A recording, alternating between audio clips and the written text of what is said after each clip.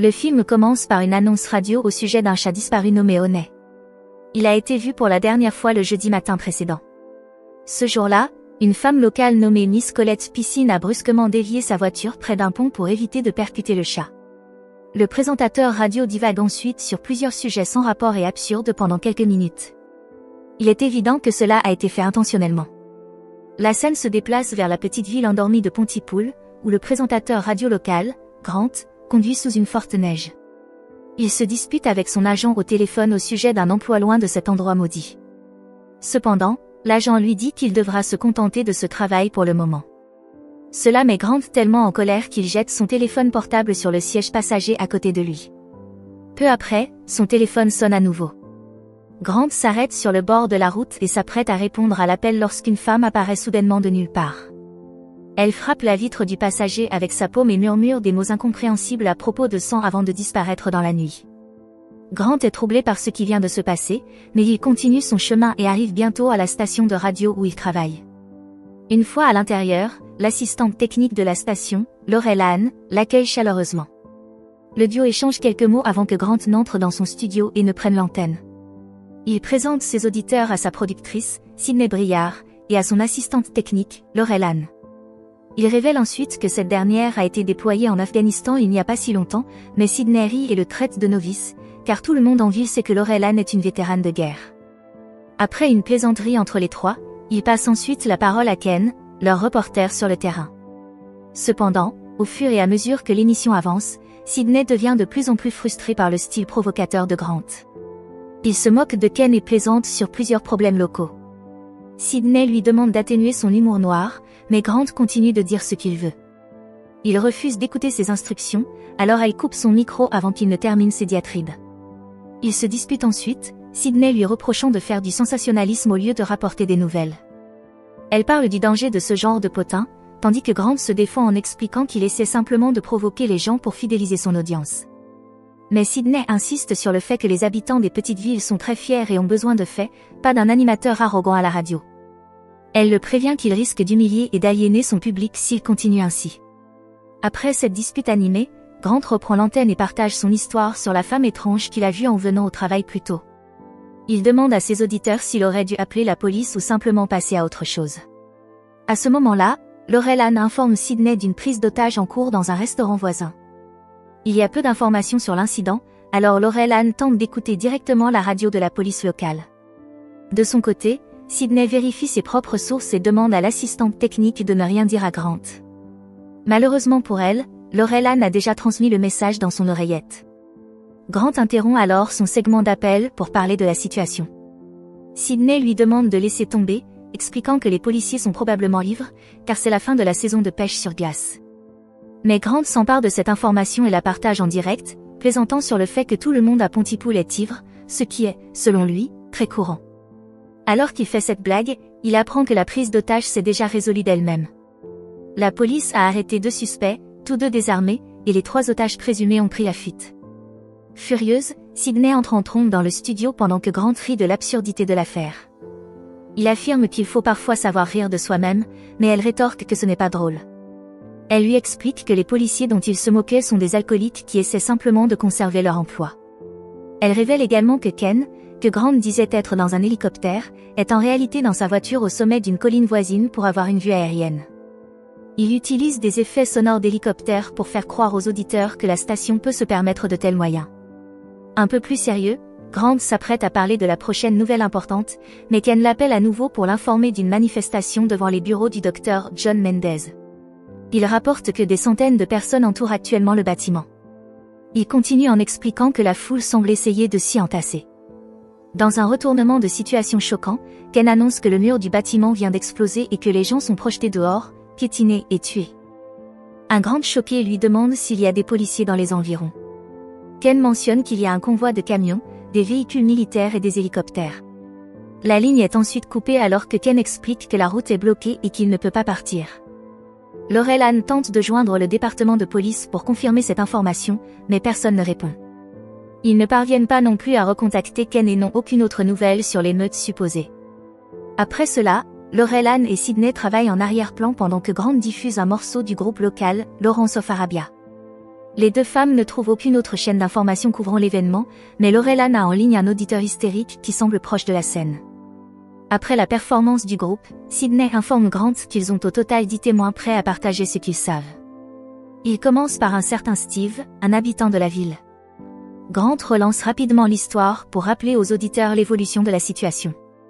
Ils mettent Steve à l'antenne, mais ne peuvent presque rien entendre à part des grésillements et du chaos en fond sonore. De plus, les 9 autres témoins en attente ont disparu et ils ne parviennent toujours pas à joindre Ken. Laurel Ann et Sydney sont submergés par des appels de personnes prétendant être témoins de la scène. Aucun rapport officiel n'a encore été publié, mais selon les témoignages, un total de 75 personnes seraient mortes et au moins le double serait blessé. Finalement, ils reçoivent un appel de l'agent Roseland de la police provinciale de l'Ontario. Il explique qu'ils ont répondu à un appel d'urgence à 7 heures du matin dans une maison de retraite locale. Un grand nombre de personnes tentaient d'entrer dans la chambre d'une femme âgée.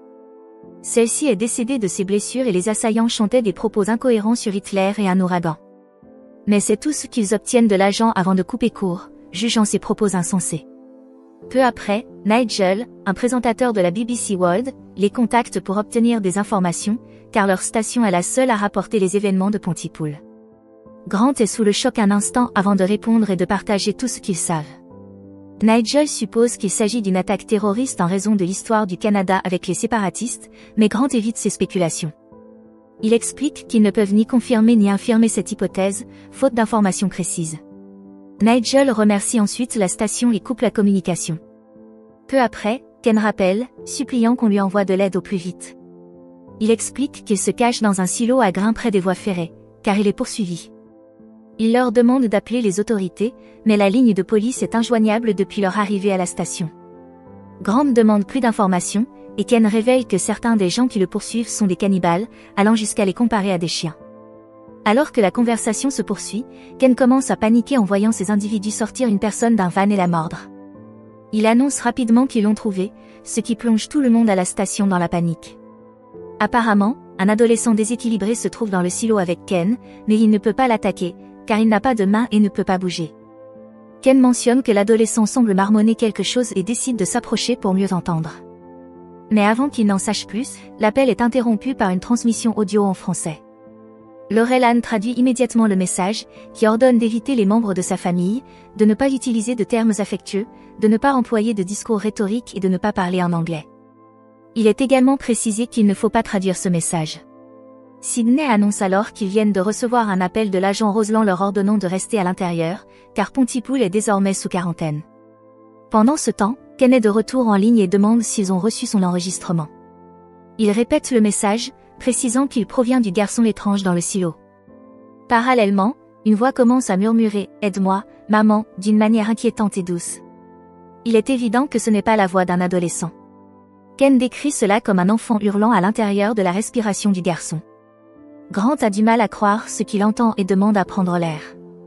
Sydney le supplie de rester à son poste, car ils ne peuvent pas se permettre de faire une pause, mais il a déjà pris sa décision. En réalité, il pense que Sydney et Laurel Ann lui jouent un tour élaboré pour le piéger. Il sort alors dehors et affirme qu'il n'y a rien à l'extérieur, seulement une journée froide. À ce moment-là, Laurel Ann remarque quelque chose et referme immédiatement la porte avant de la verrouiller. Très vite, une foule tente de forcer l'entrée du bâtiment, répétant les mots que Sydney avait prononcés quelques secondes plus tôt. Pris de panique, le trio retourne à l'intérieur et relance leur programme.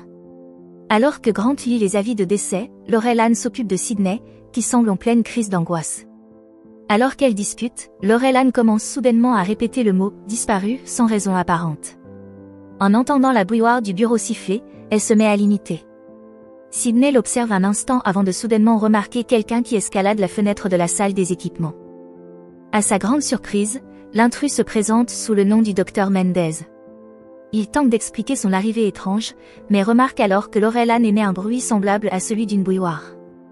Les deux autres se précipitent dans la cabine d'enregistrement et s'y enferment. Soudainement, Laurel Ann semble reprendre ses esprits et leur assure qu'elle va bien tout en essayant d'ouvrir la porte. Cependant, le docteur Mendez fait une déclaration glaçante. Laurel Ann ne le sait pas encore, mais elle est en train de les traquer.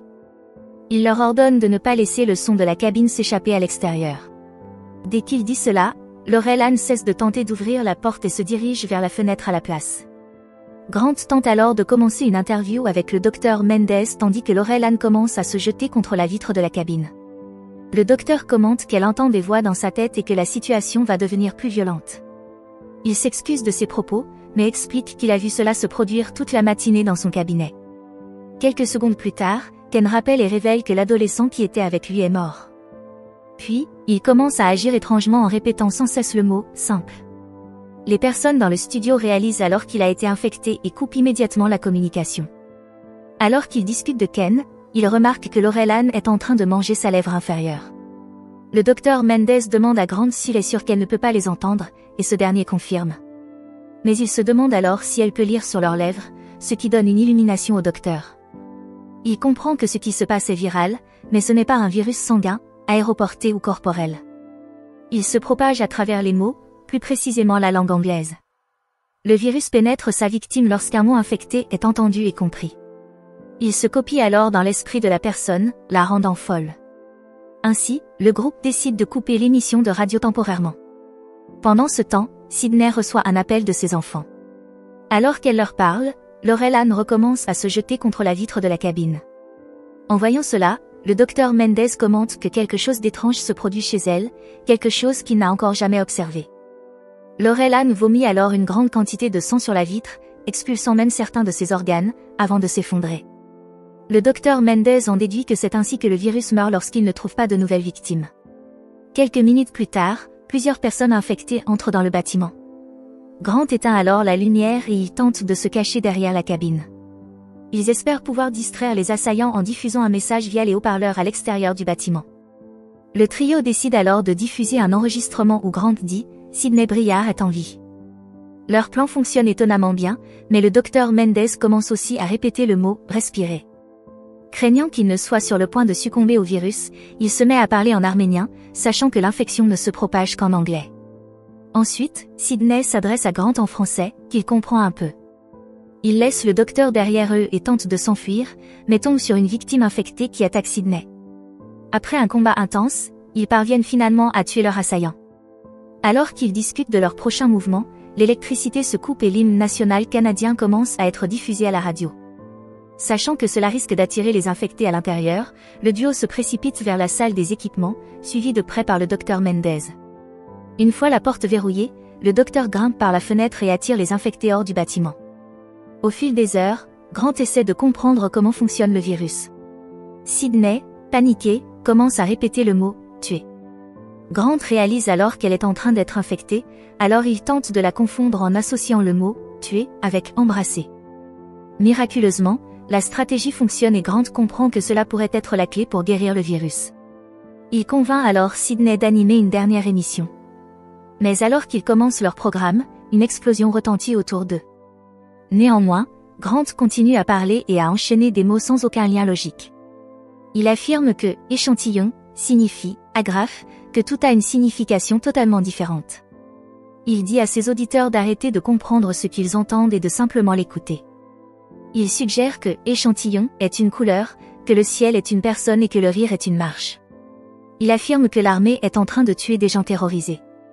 Dans un monologue passionné, il crie que ce n'est pas la fin du monde, mais simplement la fin de la journée, avant de signer son émission. Un compte à rebours en français commence, et le film se termine avec Sydney et Grant s'embrassant dans la cabine d'enregistrement.